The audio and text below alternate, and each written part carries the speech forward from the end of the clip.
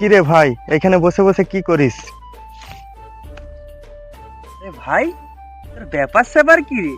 পুরো রূপ চেঞ্জ, তোকে সানগ্লাস, হাতে ঘড়ি, কানে হেডফোন, কি ব্যাপার? আর বলিস না ভাই, এ তো গেলাম মুম্বাইয়ে শাহরুখ খানের সাথে দেখা হলো।